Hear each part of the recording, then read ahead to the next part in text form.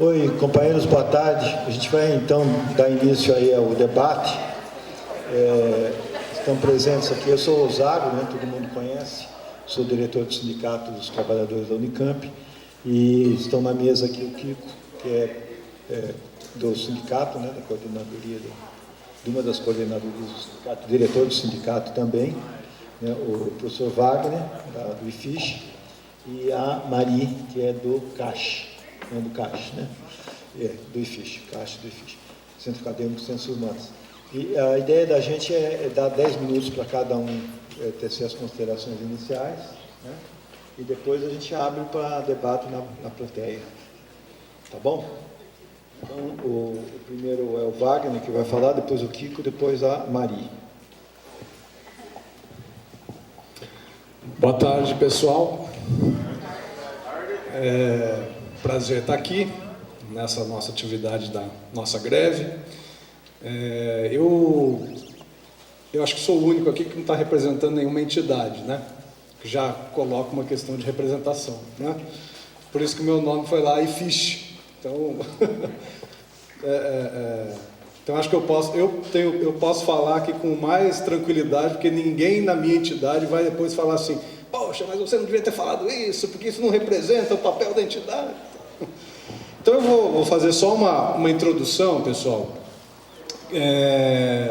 Como a gente só tem 10 minutos, e é bom que seja só isso para a gente poder também dialogar mais, né? Fazer um debate mesmo com o que as pessoas estão pensando.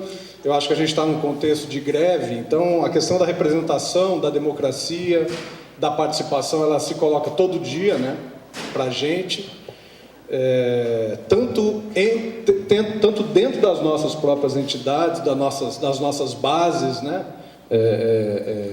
dos nossos dirigentes, como também a questão da democracia na universidade, que acho que é o ponto principal que a gente deve tocar, né? Mas eu vou fazer a minha fala breve, né, tentando lembrar algumas coisas importantes, principalmente sobre a questão da representação, né? A questão da representação, ela é fundamental para a gente pensar a democracia, né? A gente tem poucas oportunidades, talvez em espaços como a Unicamp ou espaços menores, né, em que a gente possa ter algum tipo de democracia direta, né? Assembleias podem ser chamadas do dia para a noite para a gente estar presente, a participação direta ela se coloca com mais presença, com mais possibilidade, né? Mas a questão da representação, se a gente está pensando em países, se a gente está pensando em milhares e milhares de pessoas, ela se coloca como fundamental para a gente pensar a democracia, né? Democracia pensando nesse sentido, que tipo de controle que as pessoas, que os representados podem ter dos seus representantes, né? Acho que esse é o ponto principal, né? Representação, pessoal, vem de tem um texto que eu vou citar aqui, é o único texto que eu vou citar, que acho que é muito precioso para quem estiver interessado também em pensar isso mais a fundo, né? Que é da Hannah Pitkin. A Hannah Pitkin escreveu em 1967 um texto clássico sobre representação, e há um artigo dela traduzido para o português que se chama Representação, Palavras, Instituições e Ideias, está na revista Lua Nova, de 2006, número 67. Então, nesse artigo ela recupera toda a etimologia da palavra representação, vai lá nos gregos, vai lá nos latinistas, vai lá na teoria política clássica, né? Quando o termo representação é um termo bastante, ele não é muito antigo, né? Ele é um termo que aparece lá no século XVI, XVII mais ou menos, e ele basicamente tem a ver com o fato de que lá na Idade Média, em algum momento, era necessário que o rei precisasse de algum modo consultar os cavaleiros ou os burgueses nascentes, né? Para que ele pudesse se reunir, de algum modo legitimar a tributação, né? Os tributos. E aí ele convocava representantes desses burgos, né? E desses feudos, né? Para o parlamento, para poder dizer: olha, preciso cobrar esses tributos aqui e eu quero que vocês legitimem isso frente àqueles que vocês representam, ou seja, frente àquelas localidades, né? É claro que nessa de consentimento para tributo, né, também esses representantes passaram a representar demandas, passaram a representar as suas próprias questões, as suas reclamações frente à figura do rei, né? Então é daí um pouco que surge essa ideia de representante, que não aí no século XVI, no século XVII. Para não me alongar muito, eu queria tratar de três temas importantes quando a gente pensa em representação. O primeiro é sempre aquela coisa: qual é o papel e quais são os limites da representação, né? Isso a gente se coloca todo dia, né? Mesmo na crítica, por exemplo, né, Paulo? As pessoas que criticam as nossas assembleias, dizendo que se tem uma assembleia de 100 pessoas, ela não pode representar 3.000, né? Enfim. Esse tipo de dúvida está colocado exatamente porque representar é tornar presente alguém ou alguma coisa que não está presente naquele momento, né? Se eu tivesse 3.000 pessoas, 3.000 docentes no caso, né, representados numa assembleia de 3.000 docentes, na verdade não teria uma representação ali, eu teria uma participação absolutamente direta de cada um daqueles interessados, né, com as suas próprias opiniões, e eventualmente poderiam chegar num consenso ou poderia haver uma votação e uma maioria decidiria os rumos de uma determinada, enfim, decisão daquela assembleia. Representação é diferente, né? Representação é um pouco isso mesmo, né? São aquelas 100 pessoas que representam aqueles que estão ausentes, né, e que tomam uma decisão em cima disso. A gente poderia pensar em representação por 3 vias, pelo menos, né? A primeira, de delegação. O que seria a ideia de delegação? É aquela ideia que a gente pode também compreender a partir da ideia de mandato imperativo, né? Eu digo para o meu representante, uma assembleia diz para o seu representante: olha, você vai lá naquela reunião com os reitores e você defenda essa posição. Essa é a ideia de delegação, né? O representante, ele não tem, nessa ideia, nenhuma autonomia, né? A única autonomia, ele não tem nenhuma autonomia, ele é um delegado de uma decisão anterior numa determinada instância de decisão política, né? A gente pode pensar numa outra forma de representação em que há mais autonomia, né? Há um grau de confiança naquele representante. Ele não é um mero delegado de uma determinada opinião, né? Mas ele é um pouco aquilo que o Edmund Burke, que também é um desses clássicos que era um parlamentar e pensou em representação, né?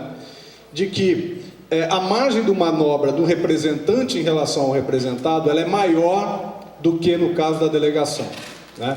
Então eu ter confiança na Marie aqui, que ela vai me representar, que eu não vou poder estar presente para tomar decisões lá, mas ela vai me representar numa negociação, e aquilo que ela defender na mesa de negociação e as decisões que ela tomar como se eu tivesse tomado essa decisão, ou como se uma assembleia tivesse tomado essa decisão, né? Quer dizer, a assembleia tem um grau de confiança tão grande nela que ela, né, lhe dá um mandato para negociar. E tem um outro tipo de representação, pessoal, eu não sei como é que está meu tempo, 3 minutinhos, né? Que é o que alguns chamam de representatividade sociológica. É um outro tipo de representação que está ligado um pouco às características de um determinado corpo social, né, que precisam ser expressas num determinado organismo de representação. Então, por exemplo, se nós aqui, nós 4, né, compomos essa mesa aqui, né, se nós estivermos orientados por uma perspectiva de gênero, nós já vamos ter problema aqui, porque em geral nós temos 50% de homens e 50% de mulheres. Aqui nós temos 75% de homens, 25% de mulheres. né? A gente poderia pensar na questão étnica, a gente poderia pensar na questão de religião, a gente poderia pensar na questão de proporção absolutamente relacionada a número, sei lá, quantos mil estudantes nós temos na Unicamp, nós temos menos professores, nós temos menos funcionários, então deveria haver mais estudantes, né? É um tipo de representatividade que está ligada, então, à ideia mais ou menos de que esse espaço de representação, ele é um espaço muito mais de simbolismo, né, de expressão de categorias sociais ou sociológicas, né, do que a gente poderia pensar em órgãos de tomada de decisão, né? A gente não estaria pensando, então, nisso, né? Mas a gente estaria pensando no que alguns autores chamam de dimensão estática da representação, tá? E claro, o que está subjacente a isso seria exatamente qual o grau de representatividade dessas instituições de representação. Acho que acabou meu tempo, eu não quero avançar, eu só quis jogar algumas coisinhas aí para que a gente possa ter tempo e para que a gente possa ter um pouquinho mais, talvez, de subsídio para o nosso debate. Obrigado.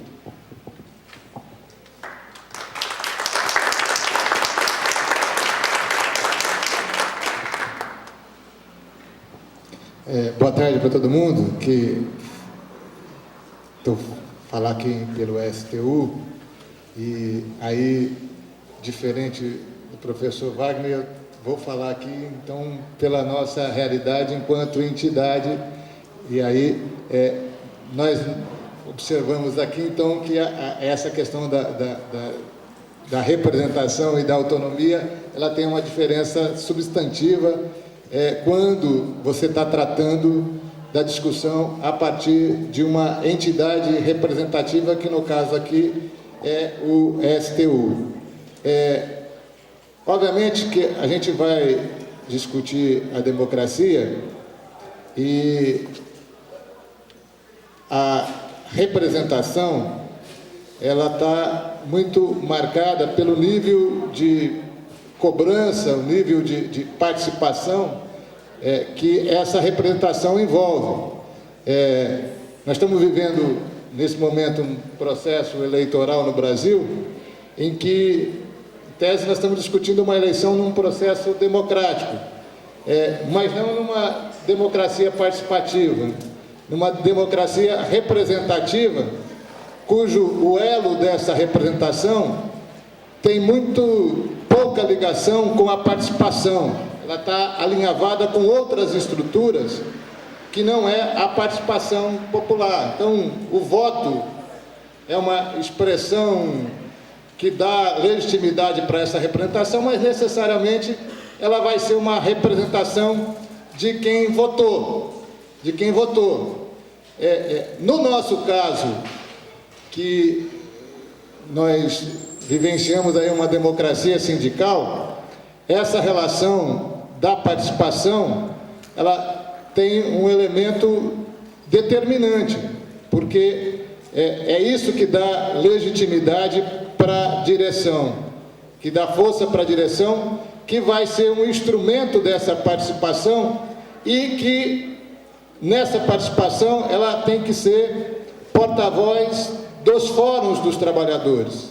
Então, a autonomia dessa direção, a não ser no processo de disputa, quando apresenta os seus programas, mas mesmo assim ele passa por um processo da legitimação para a eleição, ela é muito construída com essa questão da democracia participativa. É os trabalhadores nas suas assembleias, é os trabalhadores nos seus congressos que vai definindo um pouco como deve ser a atuação dessa representação, que no nosso caso aqui, inclusive, difere da representação que a gente tem no Conselho Universitário, que ela não é amarrada a partir desse fórum. Podia ser, mas ela não é. Então, a eleição, ela passa a ter um caráter muito mais de uma representação que o representante vai estar lá não submetido à Assembleia, às instâncias da categoria, mas ele vai estar discutindo a partir da sua proposta apresentada durante a sua campanha. Bom, eu queria aqui colocar um pouco a nossa experiência de representação mais recente. Acho que é importante isso, porque o STU, ele retomou no último processo de eleição, um processo de eleição por proporcionalidade direta. De certa forma, todas as visões que tem na categoria que atinja 10% da votação na eleição, ela está representada dentro do sindicato. Então, hoje, nós temos 4 visões sindicais presentes no sindicato, onde cada uma faz o seu debate e tem a sua votação na categoria e participa da direção do sindicato. Não que na outra forma você não possa ter também a unificação de forças que vá para dentro do sindicato, mas essa unificação ela é feita a partir de um programa unificado. E nesse caso não, você tem uma construção de forças que vai para dentro do sindicato, cada qual com seu programa, e dentro do sindicato tem que construir as estruturas de unidade de ação dos trabalhadores. Essa é uma experiência que ela traz consigo essa dificuldade do ponto de vista da relação política, porque você tem que estar construindo essa unidade permanentemente, mas ela consegue, ou o objetivo dela é conseguir com que todas as vertentes de pensamento da categoria esteja dentro do sindicato. E essas vertentes de pensamento também elas estão expressas nas presenças dos trabalhadores, nas assembleias, no Conselho de Representantes do sindicato, e consegue, de certa forma, estabelecer uma forma diferente de organização do sindicato, que a representação, ela depende de uma construção política interna, então precisa ter um espaço de discussão e negociação na diretoria para buscar os pontos comuns, mas fundamentalmente depende de como ela se articula na base. Então, as assembleias, os conselhos, as plenárias, os congressos passam a ter uma força muito mais relevante na ação dessa representação da diretoria do sindicato. Então, isso é um processo diferente, inclusive, do que acontece na maioria dos sindicatos. É uma experiência que nós já vivenciamos e estamos vivendo ela de novo, porque ela permite que haja uma disputa dentro do sindicato, e uma disputa a partir de cada grupo buscando construir o seu espaço.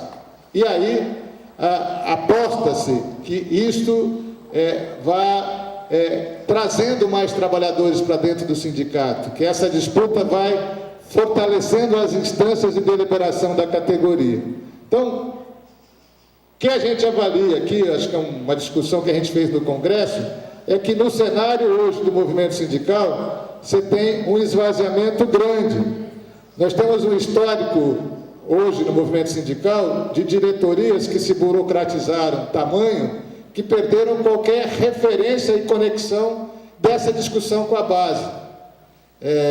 Isso aconteceu muito no sindicalismo pós-ditadura, mas é uma coisa que essa acomodação do movimento sindical, essa burocratização, hoje ela está muito presente em vários sindicatos. É ilustrativo, por exemplo, o exemplo do Sindicato dos Garis do Rio de Janeiro, que fez a greve, a revelia da direção sindical. E isso nós vivenciamos muito no início dos anos 80, na reorganização do movimento sindical, que eram as greves contra os pelegos remanescentes da ditadura, em que nós conseguimos estabelecer oposições sindicais que transitavam por outro caminho, disputando a estrutura da máquina sindical. Então, eu acho que a gente está apostando nisso aqui no Sindicato dos Trabalhadores da Unicamp enquanto uma experiência nova. É importante também a gente ressaltar essa questão da democracia na universidade. Tem um documento aí da reforma dos estatutos colocado, e o professor aqui falou dessa questão da dimensão estática da representação. Acho que o exemplo do Conselho Universitário é emblemático em relação a isso. A universidade não é democrática. A universidade ela tem uma estrutura de funcionamento que é para manter o status da representação, para manter o status da relação de poder. Se nós não discutirmos nessa relação de poder o debate da paridade, o debate das eleições diretas, enquanto uma forma de democratizar a universidade, é muito difícil você avançar em mudanças objetivas na universidade que possam interferir nesse viés conservador que tem as universidades públicas.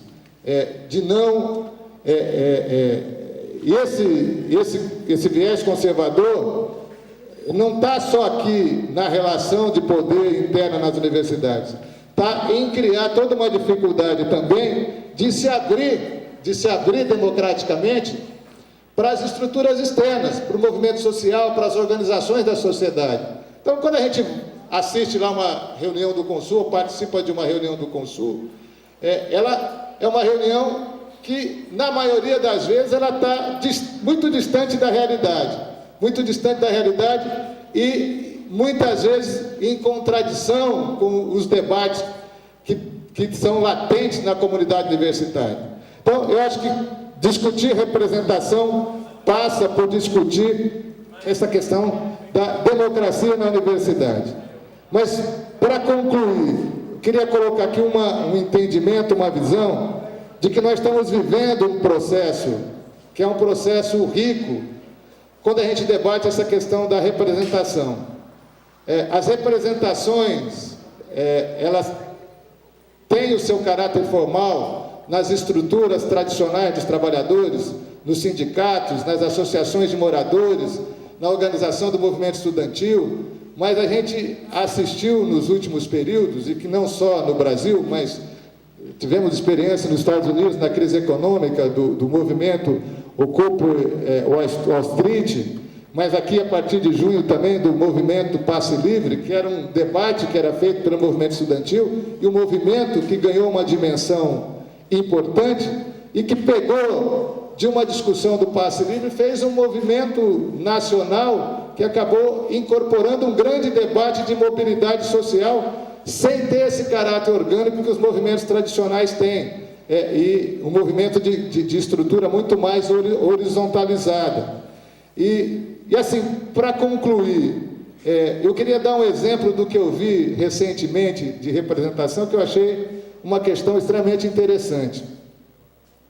O movimento dos trabalhadores sem teto de São Paulo, eles fizeram uma ocupação em várias empresas de telefonia celular. Estavam discutindo o quê? Estavam discutindo o preço do telefone celular, que é caro para burro no Brasil, e o péssimo serviço que essas empresas fazem com foco em alguns bairros da periferia de São Paulo. E foram lá ocupar as empresas telefônicas e levantaram uma pauta para as empresas telefônicas. Eu olhei para aquilo e foi extremamente interessante, porque o movimento dos trabalhadores sem teto deveria estar discutindo a questão da falta de moradia, mas extrapolaram para um debate em que, ao olhar aquela ação, eu me senti representado. Então, essa discussão da representação, através dos novos meios de comunicação, através das novas formas de organização mais horizontalizada, também trazem elementos que a gente vai ter que combinar nessa nossa discussão de organização, porque isso também aponta uma nova dinâmica da organização dos movimentos sociais, que podem ajudar muito também na luta dos trabalhadores. Então, eu acho que essa dinâmica do que é representação, ela assume também um caráter diferenciado nesse novo contexto que a gente está vivendo atualmente.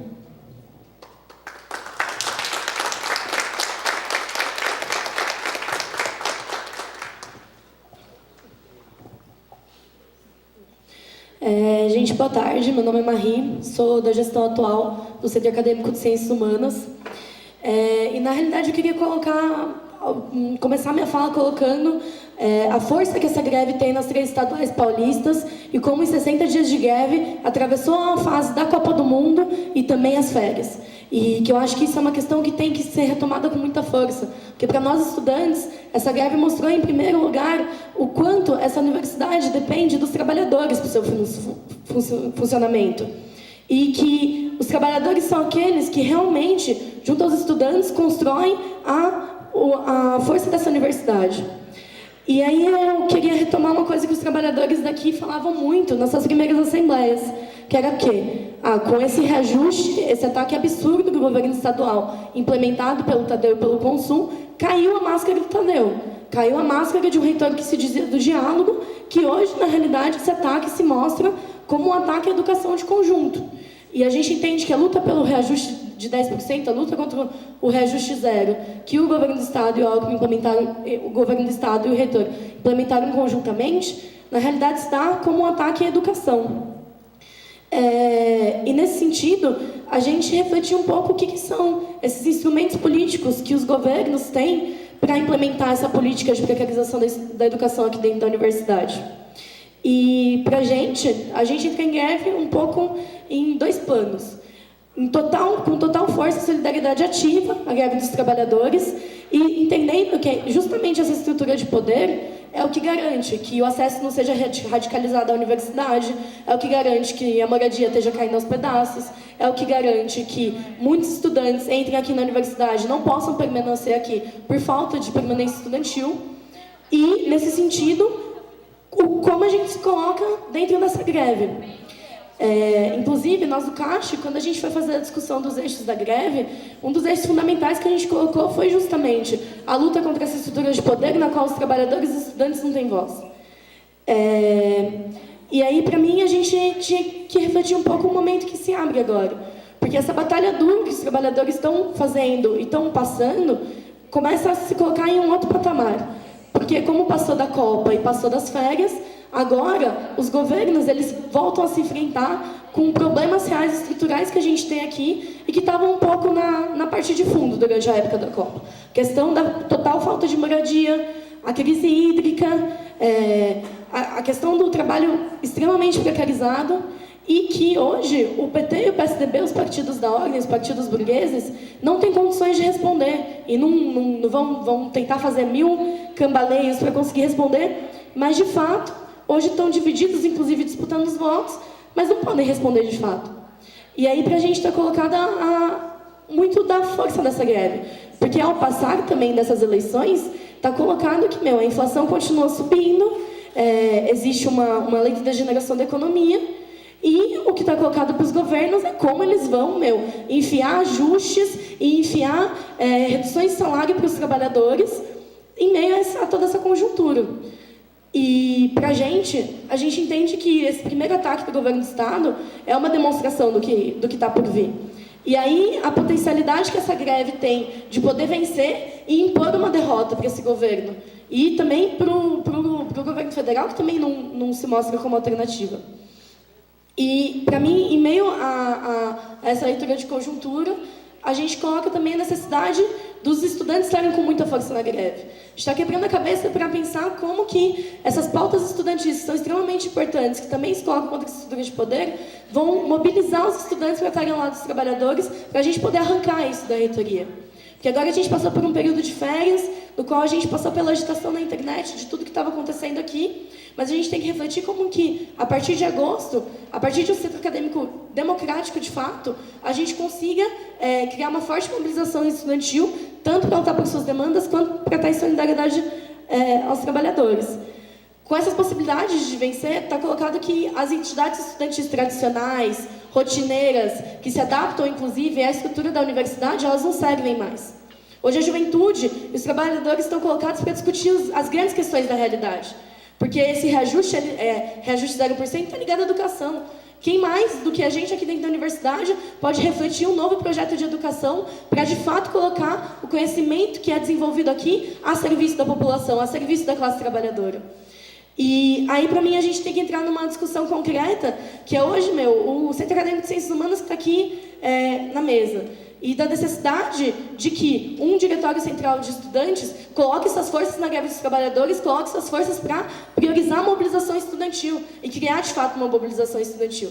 Que para a gente é um problema se a juventude que hoje está no DCE não esteja aqui construindo essa greve. E esteja, em suas campanhas, envolvidas no período eleitoral, mas faça isso completamente por fora de querer servir como tribuno do povo, dos trabalhadores que estão aqui lutando, fazendo da sua vida cotidiana, uma luta passando por, os trancaços que a gente fez, piquete na DGA, ato aqui dentro, e como isso, na realidade, tinha que emanar para fora da universidade.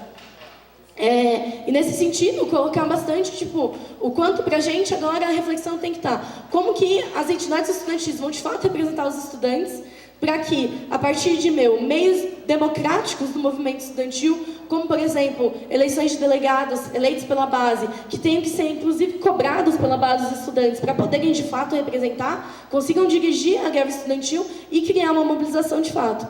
Porque hoje, para a gente, o que está colocado é uma força brutal, dos trabalhadores da Unicamp. A gente acompanha também a greve de trabalhadores da USP, que estão com tudo e que estão completamente dispostos a partir da pauta do reajuste, a partir de conseguir dobrar o governo estadual e combater o reitor e combater a estrutura de poder da universidade, arrancar um direito dos trabalhadores contra a precarização da educação.